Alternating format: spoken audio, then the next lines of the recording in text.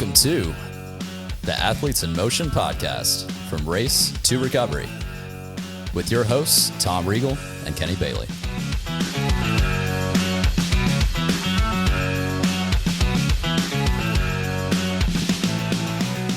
Hey, Kenny, how you doing today? I'm doing well, Tom. How are you? I'm fantastic. I would like to introduce you to a couple of people here. One that we've already talked to, Kortney Dalrymple. She's the director at Hayden Beach Volleyball. Welcome, Kortney. Hey, Kortney. Thanks for having me. Kortney has brought a friend with her, Jaden Hamil. Jaden is a performance dietitian at Florida State. Did I get that right? Yes, sir. Great. Welcome to our little podcast. We appreciate you guys being on today. Yeah, welcome, Jaden. Thank y'all for having me. Sure. Today, what we wanted to talk about was we're gearing up towards fall sports. Student athletes are starting to get back into sort of practices. As a nutritionist and a performance dietitian, what we really want to talk about today was around sort of those needs that those student athletes have, and what lessons we can impart, or you can. We're just here to listen. But before we get into that, why don't you give us a little bit of background on sort of what made you decide to get into performance dietitian, and how you know Kortney? Is that a good story? Is it like a Mexican, bar and, margaritas were exchanged? Or We can't disclose that. Okay. It's not as fun as that, but it's still a good story. Okay, good. Awesome. I did take a little bit of a scenic route to get to where I am now, but I'll try to keep it as brief as possible. But I went to the University of Alabama during my undergrad, and I got exercise science and food nutrition degrees from there. I proceeded to get my master's at Mississippi State University with the goal of being a performance researcher, not necessarily a dietitian. So I really wanted to work at the Gatorades, the Powerades, the huge supplement companies, because athletes fascinated me. How can I just make these athletes better? How can I make them perform? It's just everything they do just fascinates me. So when I went to Mississippi State specifically, because of the small world that it is, because there was a professor there that used to work at Gatorade, who I believe actually hired Kortney at Gatorade. Uh-oh, there correct? it is. Mm-hmm. Yep. So while I was at Mississippi State in the lab doing a lot of research, actually I got the opportunity to go work for Kortney just from a small little consultant role, basically. And I would just kind of help her in trips that she needed a little extra hands on. And so she was going on a trip to a national team or professional team, collegiate team, whatever it was, and she just needs some extra hands. I got hired just to come and help her on those trips, and it was fantastic. Kortney is great. She's a workhorse, and she was great to work with. However, during that time with Kortney, she actually kind of helped me get to where I am today, because I know I listened to Kortney's episode this past week, and she talked about how when she went to the University of Georgia, it just didn't work out in the PhD program. And the same thing happened to me. I actually started a PhD program trying to pursue my goals as becoming this extremely awesome exercise scientist and going to work for Gatorade or Powerade. And just my heart was just not in it.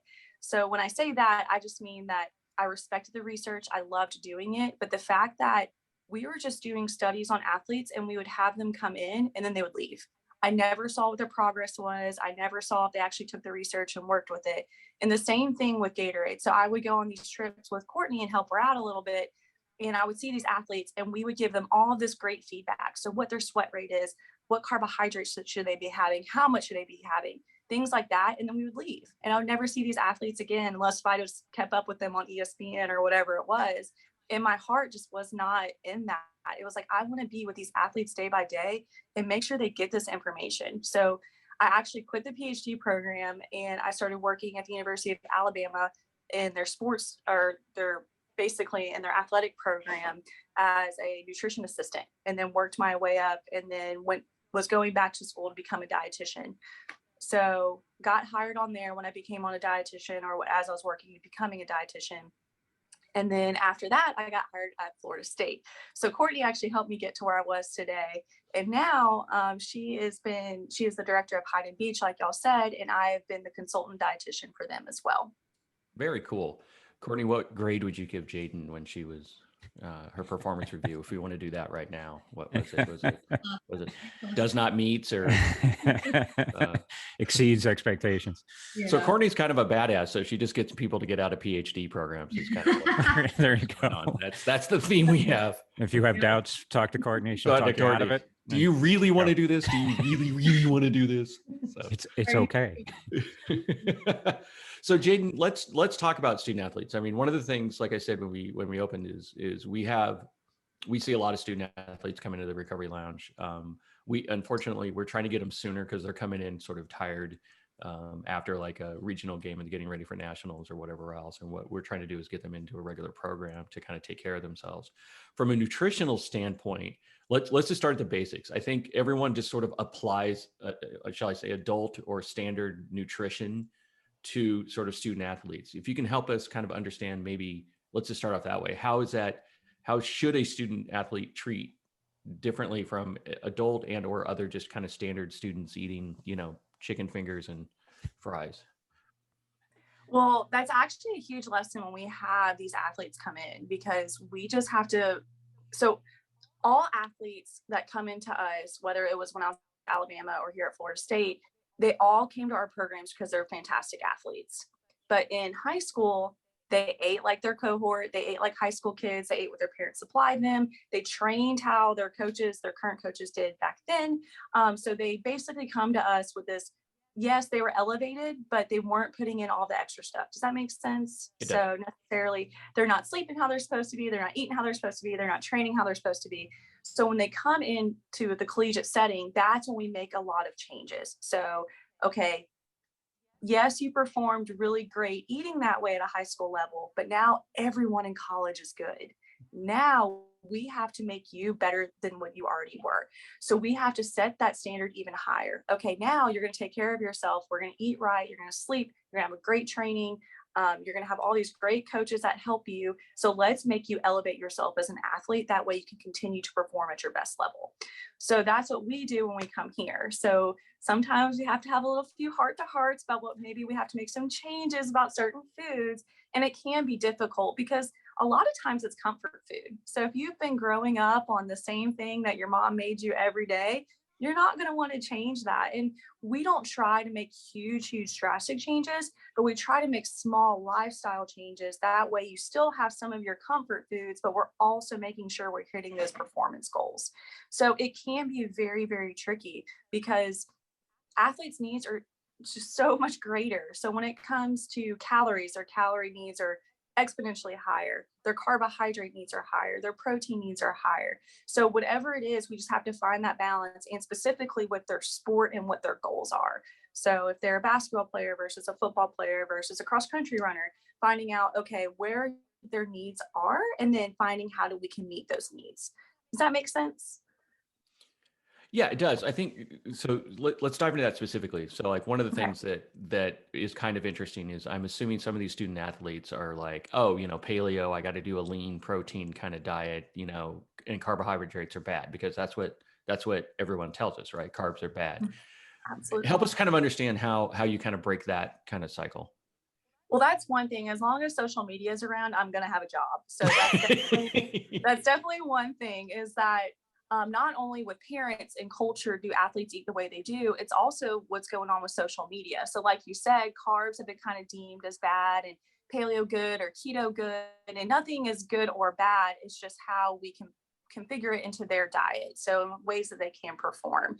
So you're right. I definitely have to battle with those all the time, especially low carb right now. But if you're an athlete listening, low carb is never the way to go. All athletes need carbohydrates, and whether to what extent you need them, that's definitely somewhere we can work with a sports dietitian to make sure you hit your goals and what's needed for your particular sport. Because some sports may have higher carbohydrate needs than other sports, and may have different cycling or different timing of those carbohydrates. So definitely important, but how do I battle those is relationships. So one thing I've learned as being a sports dietitian is to never tell an athlete no. So if I have an athlete that comes in and goes, hey, Jaden, I'm doing paleo, or hey, Jaden, I'm doing keto. Do you think I should be on it? I can't say no, but it's no, but here are the reasons why. why do you want to be it? Okay, you want to be on it because your parents are on it, or you want to be on it because an athlete you follow on social media is on it? Okay, well, let's follow those reasons why and then go from there. Does that make sense? Because if I tell someone no, so if I'm like, okay, no, what's the first thing you want to do? Yeah. You want to do that. You just shut off. You want to do that item. Yeah. So And then you don't listen. Right. You're like, hey, Jane, can I do keto? I said, no. You're like, well, I'm going to do keto because I told you no. So it's no, but here are the reasons why. But the first thing I have to do is develop the relationship with the athlete, because even if I say yes or no, if they don't trust me, they're not going to listen. So developing that relationship with the athlete, finding out why they want to do that particular diet. So if it's keto, okay, why do you want to do it? Is it because you're a long distance runner and you feel that you run on fat better than carbohydrates? Okay, the research doesn't show that. So finding out ways of making sure that I can go with the athlete without being too blunt, and making sure that we find the reasons why they want to do it and direct them in a way that can go to their performance and meet them where they are. So do you see, I'm sorry, for going back on that, when we talk about social media and all the pressures and the stress that the kids are under these days, are you seeing a larger amount of eating disorders within that? Because like trying to fuel an athlete and then also having those extra pressures, they're either eating more or not eating anywhere what they should be eating. Is that getting worse, or is that just a thing that normally happens? Absolutely. So with body image and things like that, it definitely has made it worse. So like I have male and female athletes. A lot of times people just think it's female athletes that have these issues, but I have male and female athletes that pull up their Instagram, they pull up whatever, the NBA, NFL, whoever it is, a beach volleyball player, they'll pull it up and look, be like, why don't I look like this person? And it's like, okay, not necessarily. Instagram, social media, all that stuff is a highlight reel. Okay.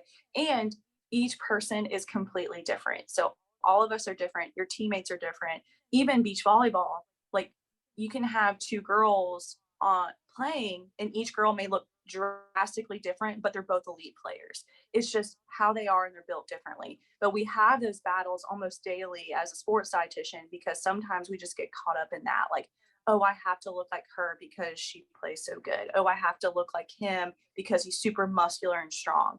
Okay. People are just built different. Like if you look at the NBA, you have the Kevin Durant's and you have the LeBron Jameses. So people are built different, but they're still heavy elite players. And it's finding and meeting with the players and figuring out, okay, why do you want to look like that? And okay, is that going to help your performance? Because what you look like does not dictate your performance. Like, I don't know if y'all saw a lot of the social media a few years ago about Tom Brady having like a dad bod and stuff. And it's like, okay, but have you seen all the Super Bowl rings? Does it matter? Let us count the rings. So it doesn't matter. So it's just that social media has definitely affected my job and the players when it comes to physical attributes of the players. But it's constantly reminding the players that everyone is built different and everyone is built different for their sport as well. So it's just making sure that we meet the players where they're at and finding out why their goals are the way they are. Because if it's just for aesthetics, that's not why we play sports. We don't play beach volleyball for aesthetics. We don't play basketball, football, whatever it is for aesthetics. We play it because we love our sport and we're good at it. So just making sure that we reiterate to those athletes. But yes, it has been very difficult with social media. But like I said, it'll keep me employed. Yeah, so. Definitely. I see it in adults and adult athletes quite a bit. I can't imagine that the kids are probably much worse on that. And I'm assuming in a lot of cases there's some underlying things that drive it to that. Some, I'd say, home issues or friend issues or some other stuff that's behind the scenes that you probably, even as a dietitian, you turn into more of a sports psychologist in that same sense, as you're trying to figure out what's triggering these behaviors and then getting the best performance out of them. I know we had that conversation with Kortney as well. It's got to be a kind of a fun challenge in a way, because you can make a difference. Yes. And especially, and I don't know if y'all have had to deal with this as well, but NIL has just started. And so that will also come into a play. And for those of you who don't know what NIL is, it's name, image, and likeness. So now collegiate athletes can make money based off certain deals, certain trade, whatever it is. And so social media is a big part of that as well. So having a big social media presence can definitely help in that NIL standpoint, and that can also affect body image and ways we act on social media and where our hearts are as an athlete. So just making sure that we're still here for the main reasons, because you want to play your sport, you love your sport, and you want to excel at it. So definitely you may see more of that too with the NIL movement that's happening right now. So Kortney, so go ahead, Kortney. I was gonna I have a question for Jaden too. So Jaden, you work with your certain sports at the collegiate level, and you see them every day or at least every week when they're in school. Mm-hmm. And that's great to get that buy-in. You have the opportunity to get that buy-in. Now, how do you think we could help bridge the gap from that high school to collegiate setting where, in high school, we only see these certain players during the in-season or when they're around the coaches. We might not see them every day. How do you think we could help them bridge the gap in nutrition, hydration, recovery, so that gap is not so big once they kind of go from high school to the collegiate level, where now they're going to see you every day. Everything might be changing with them, might be changing their whole nutrition, hydration, sleep regimen. So do you have any recommendations on that? I think for the athletes that are doing that and they want to play in collegiate, potentially pro, or just even collegiate, I think joining clubs like Hayden Beach or having some kind of support system around them would definitely be very beneficial for the athletes, because you can tell when the athletes come in who's kind of had a little extra attention when it comes to that area. You can tell in the weight room, you can tell in the classroom, and you can tell nutrition wise. So you can see the people who have definitely keyed in on their nutrition. You can tell the people who are taking care of their sleep and they're getting treatment, going to places like the recovery lounge before they even come to college, whatever it is. So having those really good support systems like Hayden Beach or going to schools like IMG, which I know I personally cannot afford, but just making sure that you go to a club near you that takes care of you, and making sure that, okay, like they're prescribing, lifts for me to do on my own. Are they safe? Okay, they're telling me that I need to meet with a dietitian as opposed to telling me I need to lose 10 pounds in 2 weeks. So just making sure that you have a good support system. And if you don't have a good support system, reach out to, your local clubs, reach out to a dietitian in your area, reach out somewhere. And sometimes that can be expensive, but if you join a good club, like I said, Hayden Beach, I'm probably putting like 3 plugs right now for that, but that has an overall support system, that would be great, because those are just going to help you transition to college easier. Do you have to be in those clubs? Absolutely not. You can transition, maybe a little bit harder, but you still can transition. But just making sure that maybe if we can't afford to join those clubs or we can't afford a dietitian, look up some good stuff on social media, follow some good strength coaches that are, volleyball specific or triathlon specific or whatever is on social media. Reach out to them, shoot them a DM, go from there. Have people recommend that good people to talk to in your area. People definitely want to see other people succeed. So just finding people in that area that can help you. So like if you are right now, if you're listening and you're aspiring high school athlete and you don't know how to get your nutrition right, feel free to send me an email and we can go through and try to find someone or even myself that can help you.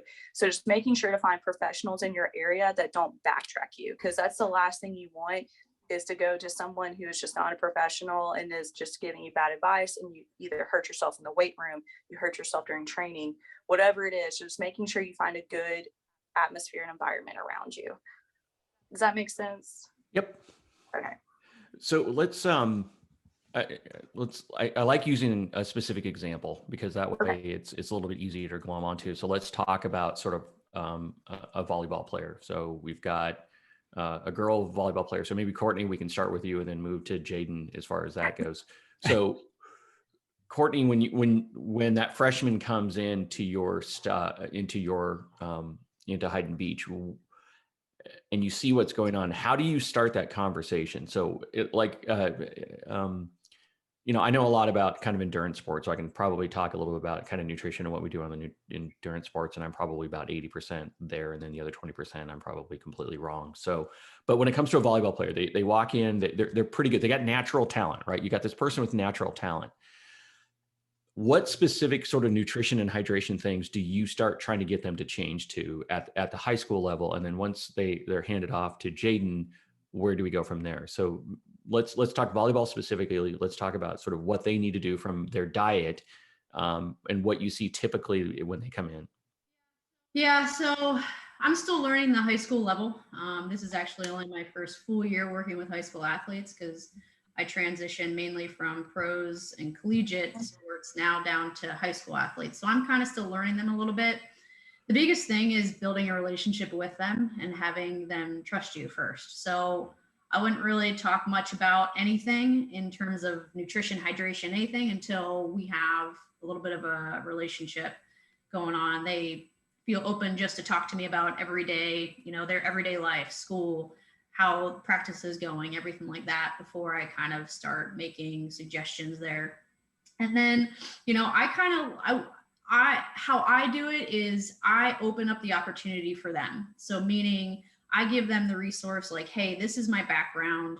I'm going to open up opportunities for you guys, whether it's educational, we had some educational sessions earlier this year where I just opened up different topics that I talked about and I just made it free for the girls to come in, listen over Zoom or to come in and be live with us and just to get a little bit better understanding about nutrition, hydration, recovery.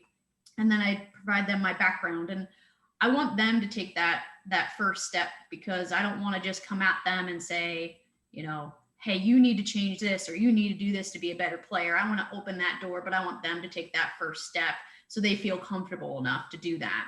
Once they kind of know my background a little bit, then, if they come to me and they say, hey, what would you suggest about, my nutrition or my hydration, then I would probably start making some suggestions and mainly ask them questions first. Like, what are you currently doing?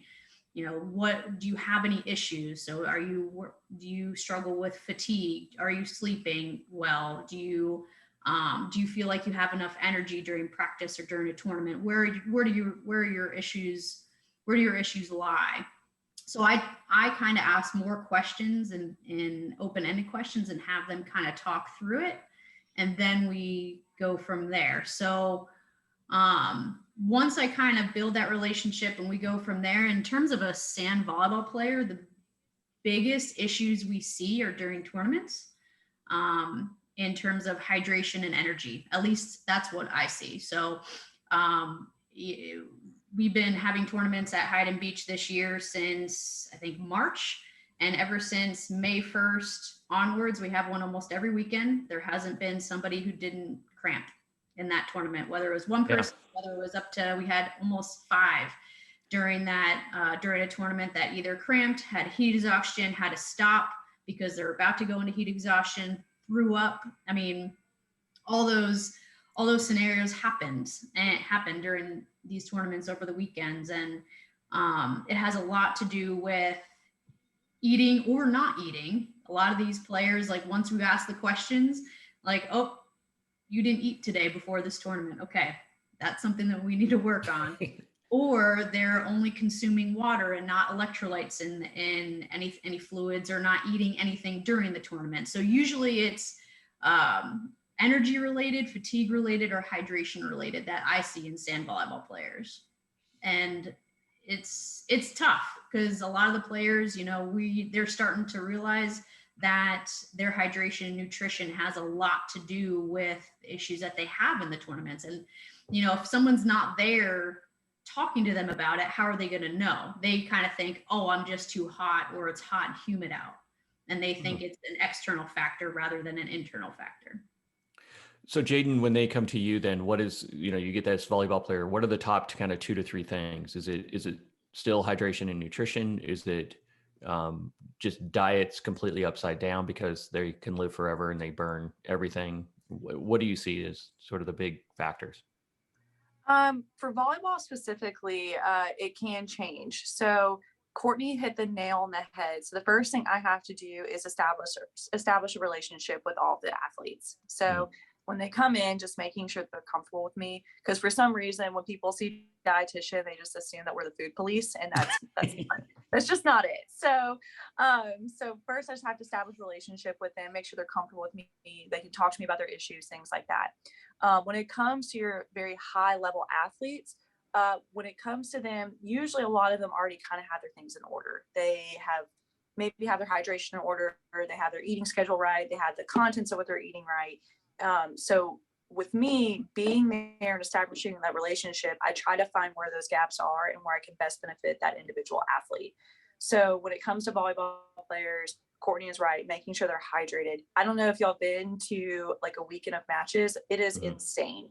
They are hot. They're on the sand. They play 2 or 3 matches a day, 2 days back to back, even more. I'm not sure, but I know our home tournaments here, that's what I've seen. And it's just a hot day. So just making sure that they hydrate.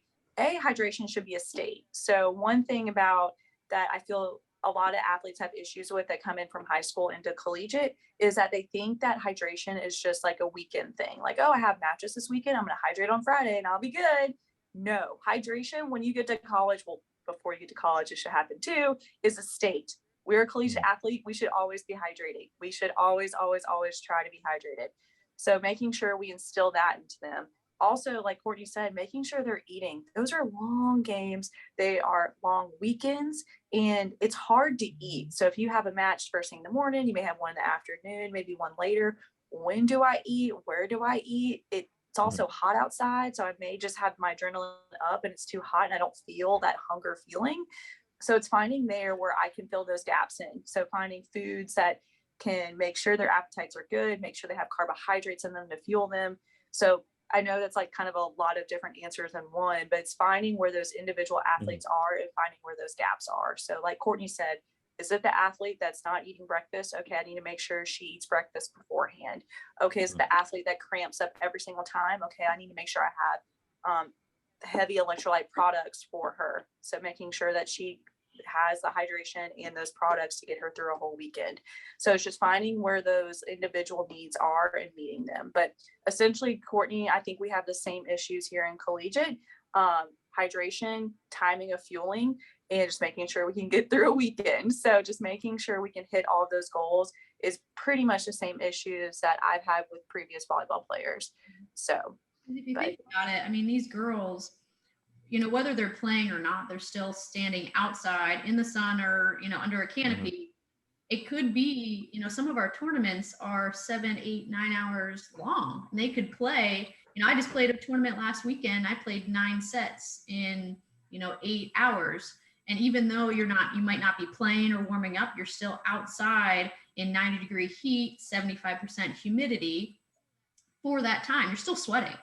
Yeah. So you have to make sure that hydration, not only during the event, but that you're coming into that, you know, just like Jaden said, your hydration is a state, like not just starting, you know, okay, I'm going to start Saturday morning and, you know, make sure I'm drinking during the tournament. No, like you want to make sure that you're prepping all week and making sure that you're focusing on your hydration during the entire week as well.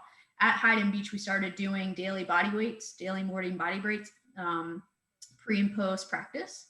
So taking a body weight before practice and after practice, just to get a better understanding of how these ladies are hydrating during their session, just to give them a little bit of education. And then we also started doing some sweat testing as well, just to better understand, you know, how much they lose from a hydration standpoint, from an electrolyte standpoint, and what they're also consuming during that. So they can learn a little bit about themselves, because everybody is so different. To give you an example, I did a little bit of testing in these past couple weeks. We had players that, you know, consumed absolutely no carbohydrate, no sodium, and just a little bit of fluid during that session. And they had their sweat rate was 1.4 liters per hour. So a liter is roughly, you know, your typical Gatorade bottle. And they were only consuming just a quarter of that during the entire practice, when their sweat rate was 1.4. So 1 and like a third of these over an hour. And they were practicing for over 2 hours. So it's just understanding a little bit more about themselves in hopes that we can make those small changes to better fuel and better hydrate these guys. I think people don't realize that once they are dehydrated, that it's not just, oh, slam a sports drink and you're good to go, that it takes a long time sometimes for you to get your hydration back to the proper levels. Yeah. I've heard as long as 72 hours. I don't know if that's a good number to throw out there, but yeah, it could take a day or two to certainly get that level back up to where it needs to be. So Yeah, and it all depends on the person. And plus, when you're already behind on the game and then you're trying to catch up, that can then, if you try to catch up too much and you don't really know your body well enough, that could cause a lot of GI distress. And we all know that we're not playing well under GI distress. So now you're already, not feeling well and playing a match or a tournament. And now you're like, okay, well, what do I do? They kind of feel stuck a little bit. So it's just a lot about preparation and knowing your body a little bit more to kind of better prepare yourself to give your best during that training session or competition. So Jaden, go ahead. Just jump in. Just on the nutrition side. So what type of nutrition do you take in a beach volleyball environment? So I know on the endurance side of things that we've taken a lot more liquid stuff because we're jostling around on the run. There's gels, there's quick energies that way. There's certain things for longer distances that you would do, but what types would you take in the middle of a tournament? You're going to play all day on and off. Is it solid foods, or is it, do you go to more liquid, more gels the same way, or? Sorry. I'm gonna let Jaden answer this one, and then Yeah. I'll give my 2 cents after Jaden. It depends on the timing of the matches. And so what we try to do is prep beforehand. So just like hydration, it's a state. So like you previously mentioned, so making sure throughout the week we're staying hydrated, we're eating right. So let's say our matches are Saturday and Sunday of the week, making sure that we have a good meal on Friday night. So making sure we have plenty of carbohydrates, lean proteins, colored, which is what we call fruits and vegetables. So have a good meal Friday night. And so let's say they play Saturday morning. So depending on what time they play in the morning, it depends on what their meal should be. So if they have 3 to 4 hours before they play, I would like for them to have like a good breakfast or whatever it is. So when I say good breakfast, just have like the traditional, carbohydrates, protein, color, anything on there. However, if they play at 8 a.m., they're probably not going to wake up at 4 a.m. to eat breakfast. I'm going to guarantee that. So it just depends on how close we wake up prior to match and how soon warm up is. So and I don't know how Kortney feels about this, but traditionally when it gets to about an hour or less prior to playing, that's when I go more of the liquid route. So let's say I have an athlete that comes in, they're like, oh, Jaden, I just woke up, I play in an hour. I'm like, okay, like let's do the Powerade, the Gatorade, whatever it is. So usually liquid's a little bit easier to digest. And then sometimes for a little bit more substance, we can do stuff like applesauce. So like go-go squeezes and stuff like that are easy. Dried fruit in general. So just stuff that's a little bit easier to digest about an hour prior to play. So it really just depends. And then after they play, of course, I want to get a little bit of protein in to make sure we're recovering. But it depends on when the next match is. So depending on the gap between depends on what our meals are. But traditionally, if you have a little bit of longer time, you want to make sure you get your carbohydrates and your protein in. But if you don't, we got to go for a little bit less of the actual substance. That way we don't have that GI distress that we talked about earlier. So all depends on timing in the matches, which I know is probably a terrible answer to give y'all. It's not a very specific one, but it just depends. And just to add, I think it has a lot to do with personal preference as well. We want to make sure that they're consuming something that they feel comfortable with and that they enjoy. So, for example, we can have athletes that just are really heavy sweaters and they lose a ton of sodium in their sweat. So for those folks, I don't want to have just only sports drinks because that might cause a lot of GI distress if I'm trying to meet their hydration electrolyte needs with a 6% carbohydrate solution. That might give them GI distress because they're consuming just so much of that type of fluid. So some athletes, they like to separate out their fluid and electrolytes and their carbohydrate sources. So, for example, that could be they consume just an electrolyte water base. So that could be, LMNT. It's like a electrolyte powder that has no carbohydrate in it. That could be something like liquid IV or drip drop as their hydration needs, but then they chew on like gummies or have little pieces of granola bar, and they use that as their carbohydrate source. So it's also kind of taken in personal preference as well. For us, when we hold tournaments and run events, it's a little bit different than the collegiate setting that Jaden works in. So for us, they play, sets and matches all throughout the day with not too much rest in between. Probably max is about 30 minutes. So a lot of our athletes end up just kind of picking throughout the day, whether that's, a quarter of a peanut butter and jelly sandwich or a half a bar or some chews that they like to consume. They don't really have any full meal like a whole sandwich at one time or a salad at one time, just because for us, our system's a little bit different where they don't have more than usually 30 to 45 minutes in between sets until they're done with their day. So Jane, let's switch a little bit over to kind of the football setting, because we're fortunate enough, Tom and I were able to interview former defensive lineman for the Patriots, Keontae Davis. And Keontae started college at 235 maybe, Something ended like that, college at 275, 285 of just, rip snorting, Lean. power. Right. So again, kind of doing this kind of similar thing, when you get a high school athlete that gets a lot of social pressure about, I need pre-workout supplements, I need to pack on weight, I need to pack on power.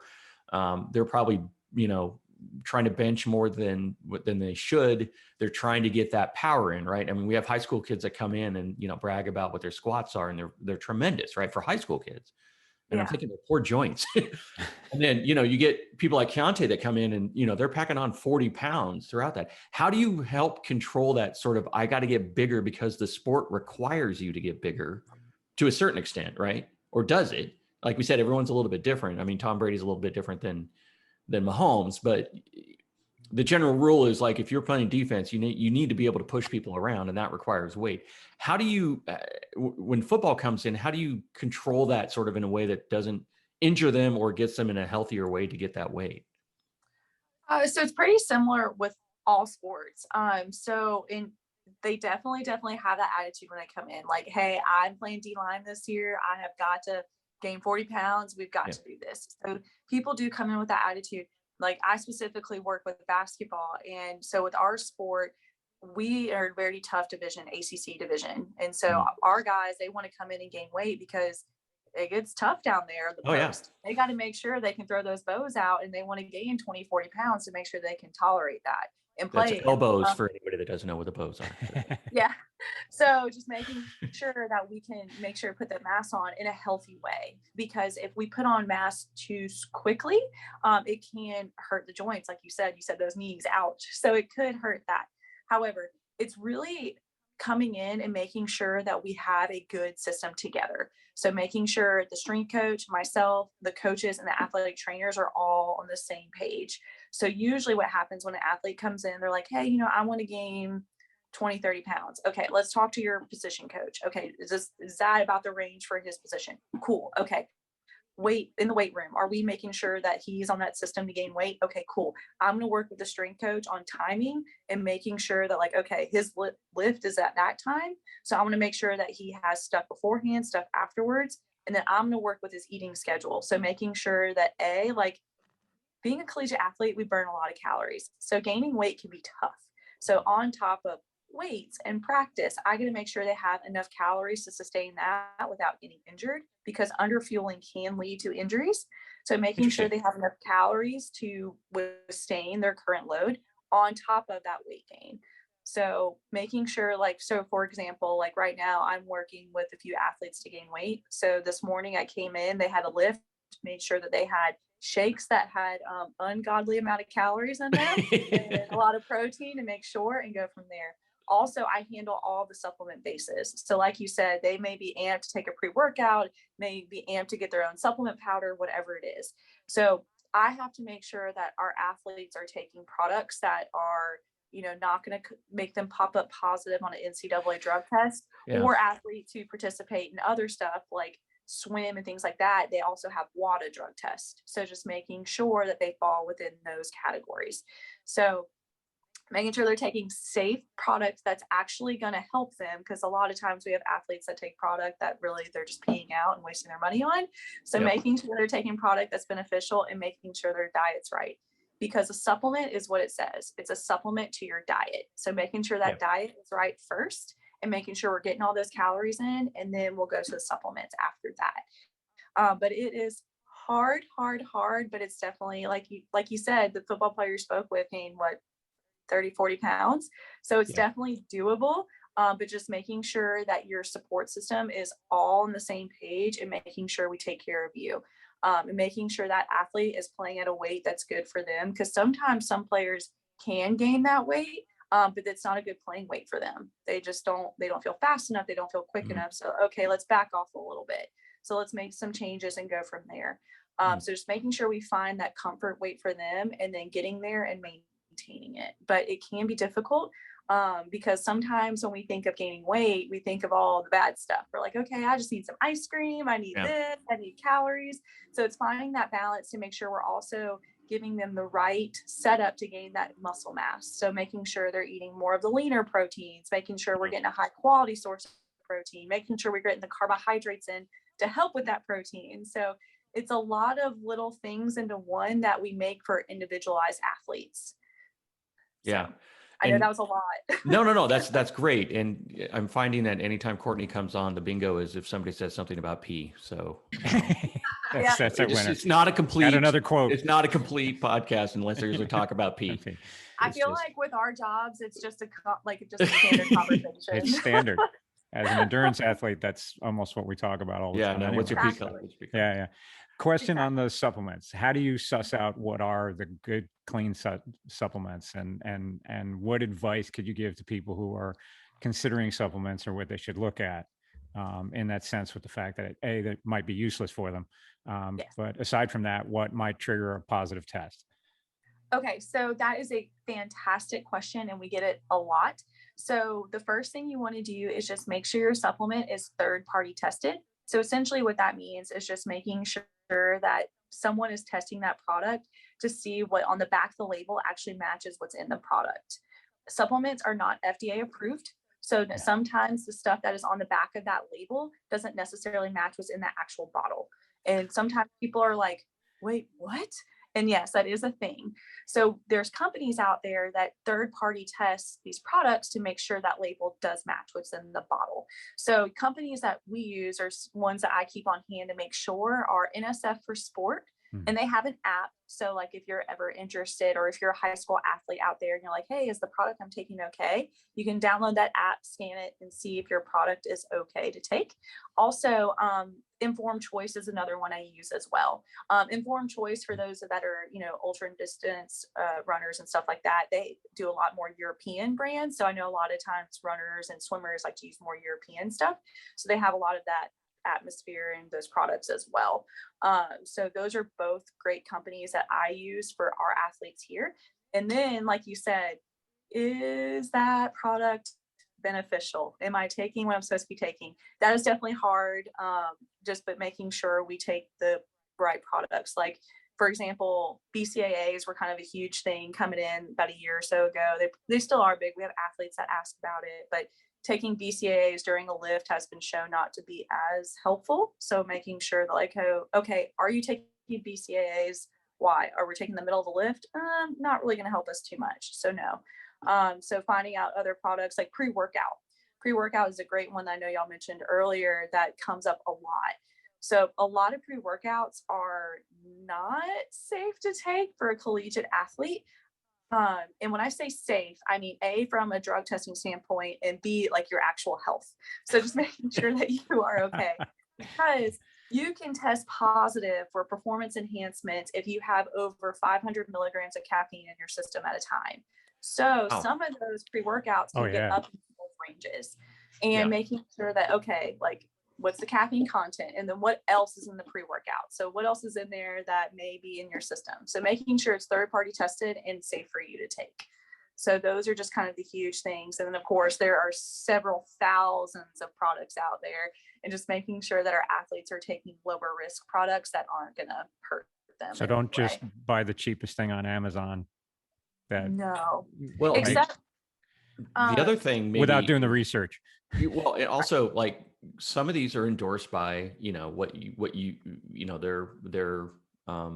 they have influencers that are pushing the product that are used to be professional athletes or people that are in high profile positions that, well, if they must have looked at it, it must be okay, right? Because right, you see that happening all of the time. They're probably not even taking them. They're just yeah, cashing their check. peddling them. Yeah. They That's get what paid really well for that. Do what? So they get paid really well for that. Yes. And so that happens a lot. And also people have to remember that different organizations have different rules. So the NFL is going to have different rules than NCAA, or NBA is going to have different rules than NCAA. So it's just finding where it is, finding out the product, because sometimes it's just hogwash. It's just not even worth it. It's just a marketing scheme. And sometimes it is helpful. So like, for example, we had a company that sent us some samples and we just had it in our office just to try it or whatever. And I had a basketball player that walked around the corner and goes, "That's Giannis's brand." And I was like, what? Like, what? Yeah. And it is a good product. So it worked. Yeah. That one worked out in my favor, but it was like, wait, do you even know what it is? Like, do you even know what's in that bottle? But yeah, the marketing gets to like no one's business. So, but yeah, it helps and hurts me sometimes just trying to figure out, okay, who is marketing it? Why do they want to take it? Like, for example, we had like TB12 and stuff like that went around for a while, finding out, okay, what products, why are we taking it? Is it actually beneficial? And other products like that definitely have that huge presence behind them for the marketing standpoint for our athletes. Yeah. Yeah. And I think they don't understand too, that even though it could be an herbal supplement or something like that, you can actually do damage to yourself. You can OD on some of this stuff if it doesn't always work with other things, or you can take too much of it. And I don't think people realize that it can be dangerous if you're just messing around with it. And I think, like, personally, I just think a lot of people are just trying to find the quick fix. Like, Oh yeah. as I said earlier, work on your diet first. Like, once that is 100%, then talk to your dietitian about potentially adding in some supplements. But if you're not focusing on that diet first, and you're not consuming enough calories or eating breakfast or having enough protein in your diet, then why are we even having this conversation about supplements? But that's the reason why, right? I'm supposed to eat all this crappy food and then just pop a couple of these things and everything's good. Set. So y'all are so right. I have a lot of athletes that come in. They're like, "Oh, well, I'll just take this supplement." I'm like, "Oh, well, did you have breakfast?" No. I'm like, No. "Oh, did you sleep last night?" No. Yeah. I'm like, oh, "Okay, that supplement's just literally a Band-Aid, but you really need stitches. Like, come on, like, let's get it together." So y'all are 110% right, and it happens every day. But like I said, keeps me employed. So there you go. That's all good. So I think you mentioned earlier in the podcast that with the changes in the collegiate rules now on who can promote and get paid for that. I just saw an article this morning. I think it was a gymnast that is, I think, from Ohio State, and correct me if I'm wrong on this one, but I think she's on tap to like a $3 to $4 million signing because she's got 1 million followers on her Instagram. And oh, by the way, those followers it's not her, doing gymnasts, it's her in a bikini, right? Because that's what people, right? So there's that. So I think there's a similar situation at LSU. Yeah, maybe that's it, right? It's a body image issue, right? She's going to get paid a lot of money because that's the image that they want to portray. At the same time, she still has to perform, but now they want to get paid. I know this is a hugely complex topic, probably save it for another hour, but just if you could help us a little bit on how are you seeing that change immediately? Like, now I got to go, I may be one of those people that's going to be promoting that supplement brand, and it may not be the greatest, but the check's pretty darn big. How is collegiate sports trying to both, be respectful of that new rule, but try to live within that? Maybe that's the question I'm looking to. Does that make sense? Hopefully. Yes. And honestly, I can just speak from my perspective. There are so many moving parts with it. Like, I think we're all still trying to figure it out and how we can go about it. I know from my team, like my sports nutrition staff, like we spoke about it together, and we just made sure that, like, we have a social media just from my our department, like for Knoll Fuel is what we call it, for our athletes to follow for nutrition information. So we just posted something about, hey, like if you have a supplement company that is interested in signing you, like, please just run it by us first. Or if you cannot run it by us because of legalities, just making sure that it is a third party tested company, and please do your research. Because the one thing you have to do is when these athletes are representing someone, just making sure that they stick by their core values. Like, is this a good product? Is it going to be beneficial to me? And then making sure that it's okay, because the last thing we want our athletes to do is represent a supplement company that necessarily doesn't have high standard products in it. So I know there's a lot of legalities of how much we can talk to athletes about it, because essentially it's them as their own business. Yep. But just making sure that, they use a third party tested company, and go from there. Like, we've already had some athletes be signed by restaurants, and we're thrilled for them. So that's fun and exciting that they get to eat good food. But just from a supplement standpoint, making sure that they're good to go.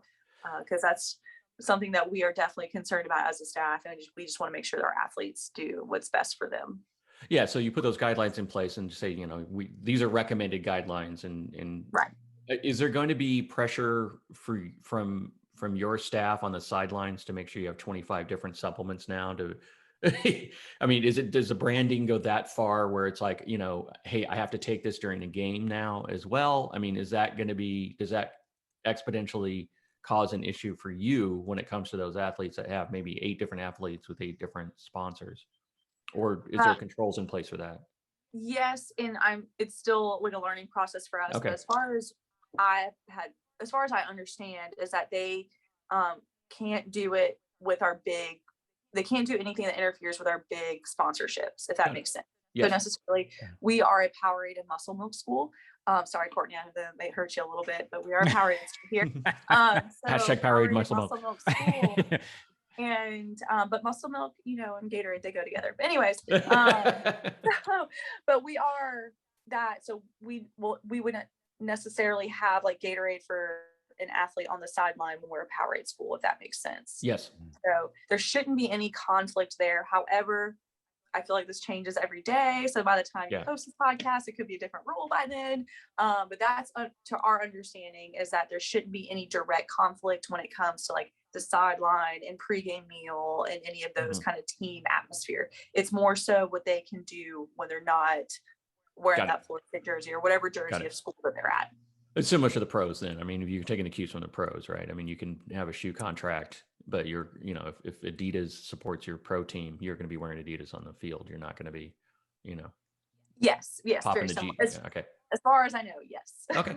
Question on the influencer side of things, and this is just like, I don't know if an influencer is peddling a certain thing, a shoe, a supplement, or whatever, but they don't actually take it. They're just shelling for the thing, right? Does anyone really care? Do their followers actually think that they're using this because they want to, whatever, that they're not getting paid? And that's just like, where's the ethical guideline on this? And I'm just curious. Like, if you found out that somebody that you like that's using a certain product, and you go, wow, that's really great, and I want to support them, I'll take the product, and then it turns out they never even use it. Does anyone care? I'm just curious on that. I would hope that our athletes still, or any athlete, honestly, in the NCAA, that they wouldn't sign with a suspect supplement company, essentially because they are role models to our upcoming athletes in high school, middle school, whenever. I would hate for, in high school athlete out there to see a star quarterback at whatever school and be like, oh, well, he took that to be the star quarterback. Like, I'm going to take that, or whatever other sports, or that gymnastics girl, she is amazing. Like, I want to take that to be just like her. And I would just hate for one of our athletes to do that, and then, future athletes just not be in a good situation. Yeah. So giving them some kind of ethical guidelines. I mean, I would never recommend a product or something that I didn't use myself to my athletes. Right. Mm-hmm. So I'm a Picky Bars ambassador. It's only because I eat Picky Bars. I love them. I think they're great. Right. It's great fuel. I use them at certain times. So I will advocate for them, but I wouldn't advocate for something that I didn't actually use. So I'm just curious on that, how people would react. I think also at the same time, it can be twofold as well, because I think, the placebo effect is real, right? So some of these athletes might actually believe that it is working. Like Remember that whole push with alkaline water? I mean, really? I mean, Yeah. truly, how many athletes are sponsored by? I still fight that battle, by the way. Yeah. How many athletes are sponsored by Oh, alkaline? I should get rid of my alkaline water. Yeah, I was gonna say awkward. Excuse me a second. So, Yeah. That's not next. Oh, Because they actually feel it's doing something for them. So, I mean, at one point they could, like, the placebo effect is real for them, and they actually might believe that that product is doing something for their body when it actually isn't. Secondly, you would hope that, you know, the ethical tie to that, just like you said, Tom, was, you know, like, you're not going to promote a product that you don't believe in. We feel the same way at Hyden Beach. Jaden feels the same way at FSU, but not everybody is like us, right? Money talks, right? So if there's a product and they're willing to put, you know, $100,000 towards an athlete, how can you say no? Yeah. You know, some athletes might not have the, you know, financial ability to say no to something like that. So they might just, you know, say yes, and then, you know, they might not take the product, but it is attached to them. So yeah.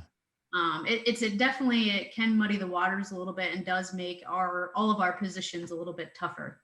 Yeah. Yeah, and So I think, I think the hard part though, Jaden, is also when we talked originally about, you know, are you pushing weight because that's what's required for your position, or are you doing it now because it's not just a product? You're promoting your image, your likeness now. You're promoting how you look, and obviously people want to have good looking spokespeople for their products. So do you foresee sort of an issue with that, which is you're doing the vanity weights in order to make sure that your social feed looks good and you look good in a bathing suit? Or do you do it because that, like you said, body types are different? Do you anticipate some of those people maybe making choices that could be detrimental to their performance because they have to look good? Unfortunately, I do think it will be an issue. Just my personal standpoint, I do think we will see more issues arise like that. But just hopefully those conversations and those trusts with the athletes can kind of bring them back to, okay, why are we here? What are our core values? But like Kortney said, if someone that looks good is making millions of dollars on Instagram, it's really hard to have those conversations like, oh, wait, but if I look that way, will I make that much money? Yeah. So it's just, I think it's definitely going to be a struggle in the future, but it's just making sure that we stick to our core values and helping the athletes realize, okay, why are we here? What are we doing? We're here to be a good athlete. We're here to excel at the next level. We're here to get a college education. And just making sure that we're here for the right reasons, not necessarily the social media standpoint, but I think it's going to be a very tough battle for everyone. So here's a question on I'll refer to it as old school coaching. Have you, either of you, had any professional or personal experience where you've had old school coaches that said, you need to lose weight, right? You're too fat. And it had nothing to do with your performance. It's just, that's what their idea of the perfect athlete in whatever sport needs to be, a certain size. And I know it happens in female sports quite a bit. At least it used to happen quite a bit. It sounds like both of you are in organizations that respect that the body is going to be what the body shape is regardless, and the performance is all that matters. But what advice would you give to female athletes or male athletes out there that are in a slightly toxic environment where they're playing for a sport and they have a coach that's kind of pushing them to lose weight, and it's affecting their performance, and then they're getting in trouble for not performing well, but they're going back? It becomes this mental, psychological beatdown that they're getting. I mean, how do they get out of that? How do they deal with that or respond to it? That's what it does happen. And first off, the athlete comes first. So if it is a situation that's happening, I always speak with the athlete. Okay, hey, what's going on? Okay, coach is saying you need to lose weight, or mom is saying I need to lose weight, or someone in their support system is saying that they need to lose weight. Okay, all right, do you feel like you need to lose weight? What is your best playing weight? How are you playing now? Because scale number does not matter. As what you're doing on the field, the court, if you're swimming, whatever it is, as long as your performance is good, the scale weight doesn't matter. it doesn't matter. Sometimes we have a lot of athletes that get really caught up in body fat percentages. So especially when like the combine and all that fun stuff comes around, they're like, oh, well, he's 7% body fat. What am I? So stuff like that. So a lot of times people get caught up in those numbers, but those numbers don't mean anything if you're not playing well. So our physical and mental ability are what we care about most about our athletes. So, but it still does happen. It happens all over the place. And so first off, like I said, meeting that athlete, figuring out where they are, what weight they're playing best at, and how we can get to that weight or maintain that weight. And if it becomes a consistent issue, that's usually when I speak to the person. So if it's like a coach on them or a mom on them, it's like, okay, like I will be involved in the conversation. We also, here at Florida State, as well as when I was at Alabama, we had sports psychologists that also helped with that situation as well. But there are still coaches out there like that. Luckily at Florida State, we haven't worried about that too much, but just working with that athlete, figuring out where they need to be, and then approaching that conversation. So those conversations are different based on if it's mom or uncle or sister, whoever it is, versus coach. But it's finding out individualized ways to have those conversations and those hard conversations, and making sure that athlete is okay physically and mentally to have those. Cool. I like it. Guys, this has been a fun conversation. I've already got 3 other podcast ideas on what we need to be talking about. We haven't even touched on the mental aspect of sort of, one of the things that we're trying to do on recovery is making sure you're not just physically recovering, but you're also mentally kind of detuning, and how do you do that? And that, again, probably a whole nother conversation. So Jaden and Kortney, I really appreciate your time today. Jaden, what do you got going on? What do you have coming up? Well, fall is amongst us, and I can't believe it's already here. So right now, basketball is doing some training in the off season, men's and women's, but fall camps are right around the corner. Here at Florida State, I work with the soccer team, so they will start their preseason camp here soon. So that will be exciting times. I don't know if y'all follow collegiate soccer, but the women's soccer team here is unreal amazing. So we'll be working with them, and also we'll get stuff started off, and I'll pass my torch over to Kortney, but Hyden Beach will also have some stuff starting up here as well soon. Cool. So Kortney, what do you have going on? Well, we're actually in the heart of our season. So nationals are going on right now, basically the whole month of July. So a lot of our players are traveling all over the country to play in different types of national tournaments for the high school level. And then a lot of our girls will be going off to college. I believe we have 6 of our Hyden Beach girls going off to college this year. Cool. So even about 6 weeks or so, I think even maybe a little bit less. So just preparing them and making sure they feel comfortable playing at the collegiate level. And then, during later August and September, we'll probably have a little bit of a dip down, and then we'll pick back up once the indoor season is done for high school. So we're kind of in the heart of it right now, busy running around all over the country, making sure our girls are prepped and ready to go. Cool. Nice. Very cool. So thank you both for being on here. This has been fantastic conversations. Kenny said, I think we'll have to revisit this and have some more, some breakout sessions, some other future podcasts I think would be fantastic. And I want to thank everybody for listening. Give your reviews. 5 stars would be fantastic. If not, please let us know why. We'd love to. So the more reviews and the more comments that we get helps us, and also helps the algorithm so that more people can find these podcasts, and we can keep doing this and we can get better. So once again, thank you guys very much. We appreciate both of you for being on here. Kenny, always, it's been good. And we'll catch you next time.